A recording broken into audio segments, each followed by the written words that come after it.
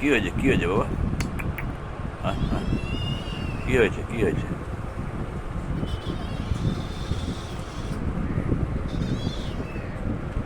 কি কি কি কি?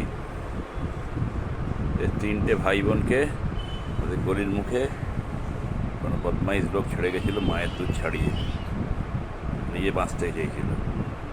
আবার ওপরে এনে টপারে করে দুধ খাইয়ে খাইয়ে বড় করেছি। এখন তো মাছ মাংস সবই খাচ্ছে। কারণ আমি এদের বাপ, আমি এদের মা, কী করবো এদের নিয়ে? খাটনি হয়, ভোগান্তি হয়, খরচা হয়, তাও ফেলতে পারি না।